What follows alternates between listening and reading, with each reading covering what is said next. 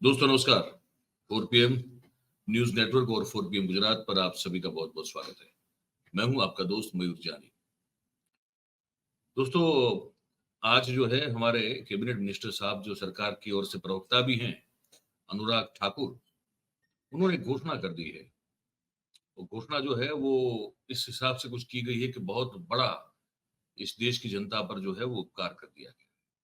उस बारे में बताऊंगा और भी दो एक खबरें हैं उस पर बात करेंगे। तो ये कुल मिला के एक मिली जुली कुछ खबरों का एक कार्यक्रम होगा।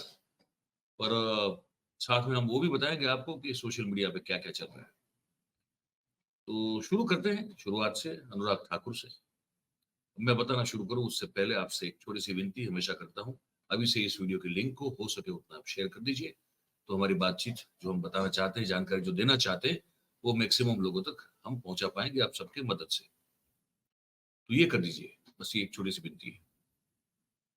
अच्छा, अब बहुत बड़ी एक उद्घोषणा हो चुकी है भाई।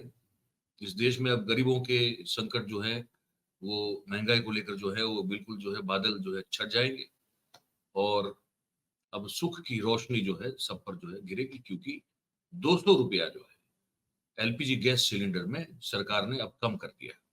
ये घोषणा अनुराग ठाकुर ने की। ये गिनाने से पहले वो 2 मिनट कुछ और ही बोले हुए, तो मैंने वो काट दिया क्योंकि उसका कोई मतलब नहीं बनता था।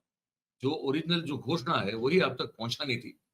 बाकी क्या किया क्या किया क्या किया, ये जो आंकड़े हैं वो इतने उलझाने वाले आंकड़े हैं जिसका सच कभी किसी मतलब ये सरकार जब तक है तब तक वो सच नहीं आएगा, वो आंकड़ों का सच नहीं आएगा।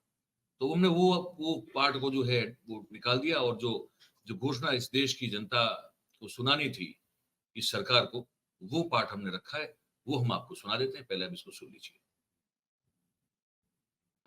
लेकिन आज ओणम और रक्षाबंधन के इस पावन अवसर पर प्रधानमंत्री मोदी जी ने निर्णय लिया है कि 200 रुपया गैस सिलेंडर के दाम कम किए जाएंगे।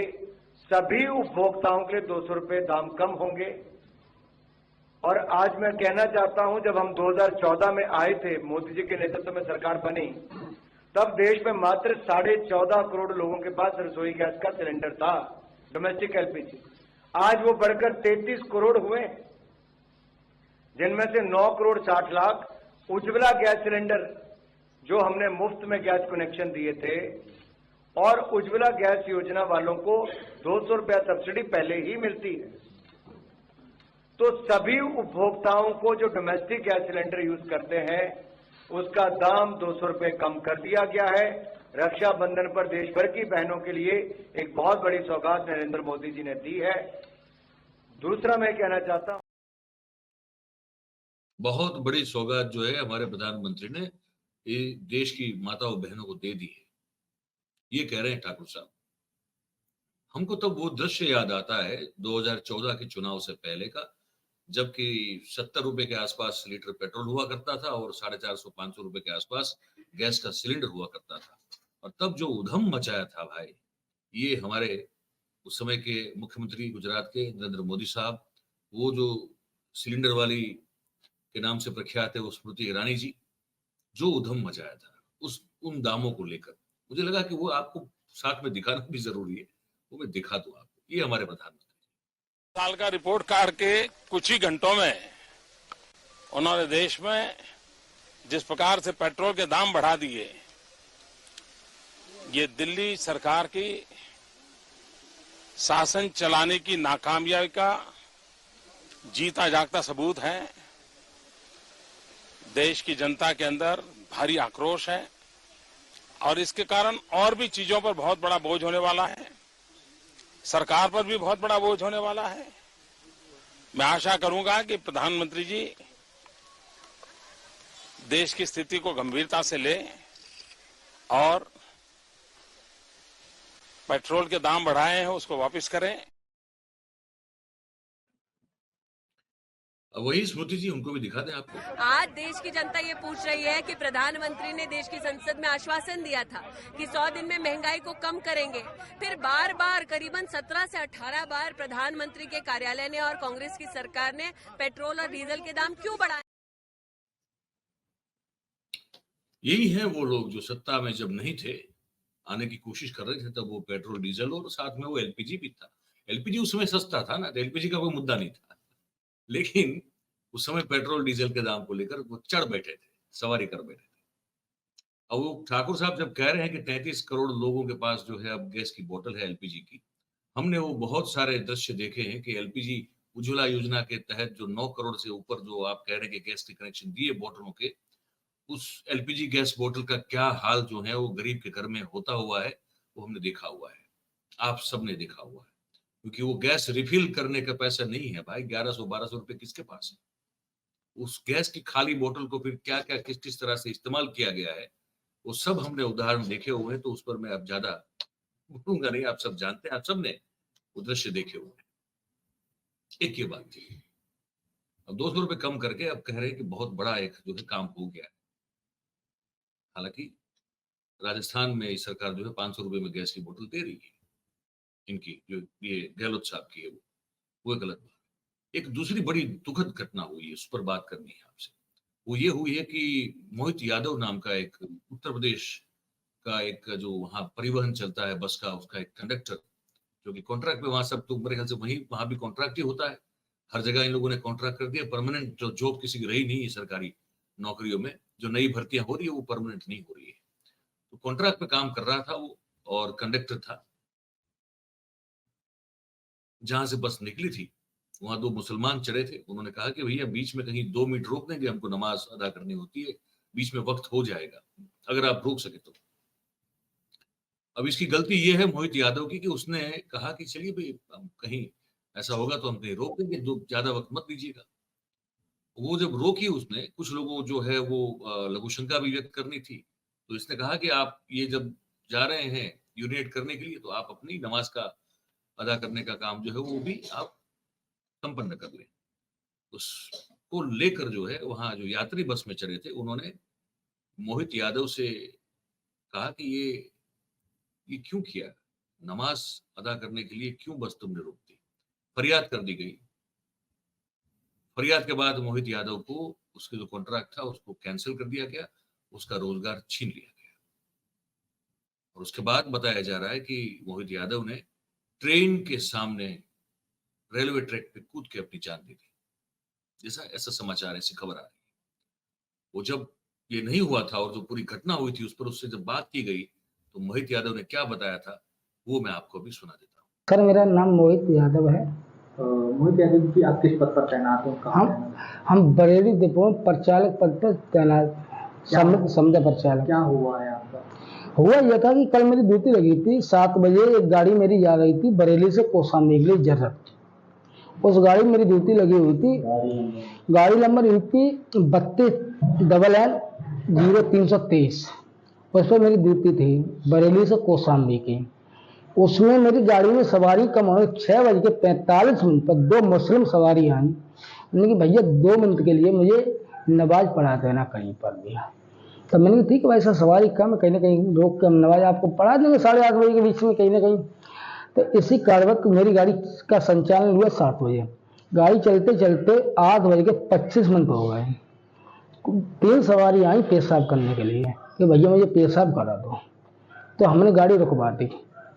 तो उसी जो सवारी नमाज के लिए हमसे जो बोली थी, उनसे हमने की भैया आप भी मान लो 2 मिनट समय आया, 2 मिनट में पेशाब भी कर लेंगे तो आपकी नमाज भी हो जाएगी। तो 2 सवारी उनको भी हमने बुला कर नमाज पढ़वा दी। कहाँ पे रुकी? ये मेलक और रामपुर के बीच में। तो उन लोगों ने अपनी चादर बिछा के नमाज पढ़ने लगे। सवारी पेशाब करके आई, इतनी देर में वो भी नमाज पढ़ के आ गए। ज्यादा देर की नहीं, 2 मिनट रुकी होगी, 2 मिनट में ही उन्होंने नमाज पढ़ ली। नमाज पढ़ के आ गए। इसी समय किसी सवारी ने मेरी गाड़ी से वीडियो बना ली।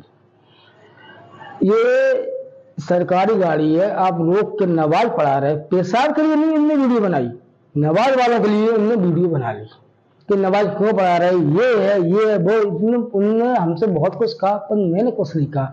नहीं चलो भैया अगर सरकारी गाड़ी है तो मैंने की गलती हो गई मुझसे, मैं गलती मान रहे हैं नमाज की। मान लो अगर नमाज पढ़ रहे हैं तो मैं उन्हें उठा भी नहीं सकते। तो यही बात हुई मेरी गाड़ी में। और कोई इस चक्कर में हमारे ARM साहब ने हम परिचालक मोहित यादव की संविदा खत्म कर दी। हमारे KP सिंह चालक है, उनकी सस्पेंड कर दिया है। कितना सही मानते हैं इस चीज को? भैया इसमें मेरी कोई गलती नहीं है। आखिर में अगर सवारी पेशाब करने के लिए गई, 2 मिनट में हमने सवारी में पेशाब की, हमने नमाज की है, तो इसमें मेरी क्या गलती है? मुझे अगर इसका रूल फॉलो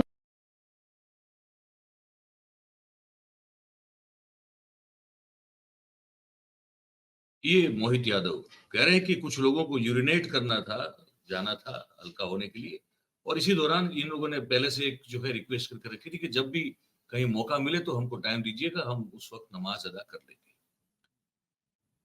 तो ये पूरी बातचीत आपने सुनी, तो मैं ज्यादा पुनरावर्तन नहीं करूंगा। इनको सस्पेंड कर दिया गया, इनकी नौकरी चली गई उसके बाद, और फिर ये जो मोहित यादव अभी देख रहे थे आप, वो अब नहीं रहे। उन्होंने ट्रेन के सामने कूदकर जो है वो अपनी जान दे दी। किस दिशा में हम जा रहे हैं, इसका एक और बहुत ही विकृत नमूना आपके सामने पेश हुआ अभी।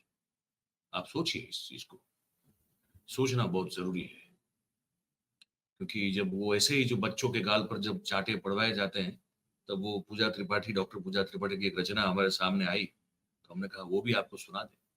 ये भी इसको सुनना, देखना बहुत जरूरी है, समझना बहुत जरूरी है। नमस्कार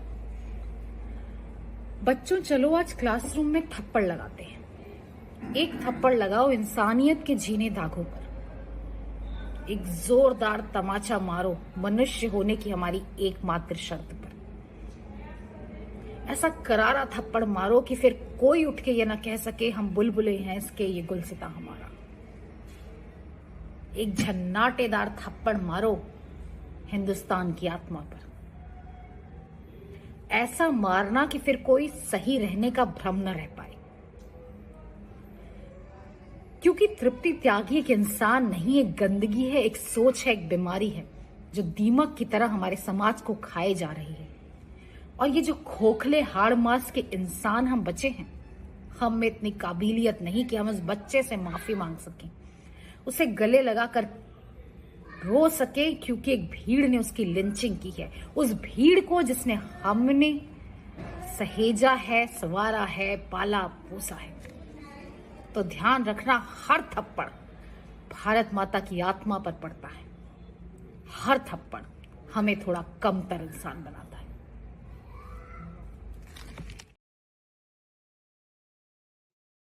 ये वही थप्पड़ है जो मोहित यादव की आत्मा पर पड़ा।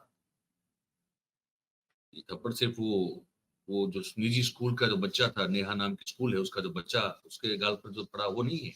सिर्फ वही एक थप्पड़ नहीं है जो आपने देखा है। ये जो मोहित यादव नाम के एक सज्जन की आत्मा पर जो पड़ा, और उसका सम्मान, उसका मान सम्मान, वो इतने चोटिल हुए, उसने अपनी जान दी। यही थप्पड़ जो है पड़ रहे हैं, तो मैं सोचा आपको बता दें। आप क्या सोचते हैं इस खबर को लेकर, हमको जरूर से बताइएगा। ये हमारा कमेंट बॉक्स खुला हुआ है, आपकी जो भी प्रतिक्रिया हो, सोच हो, राय हो, इसको सुनने के लिए हम पढ़ते हैं, कोशिश करते हैं। दिन में या 2 दिन में कभी एक बार टाइम निकाल के करते हैं। जो भी सोच रहे हो बताइए। और बात अगर आप जो हम जो कह रहे हो आपको पसंद आ रही हो, आपको लग रहा हो कि ये बात सुनने लायक है, तो फिर इस वीडियो को लाइक करें और इसकी लिंक को हो सके उतना शेयर करें, और हमारी जो चैनल है उसको आप सब्सक्राइब करें और अपने आसपास के लोगों से करवाइए। बस यही एक छोटी सी विनती हम करते हैं आपसे।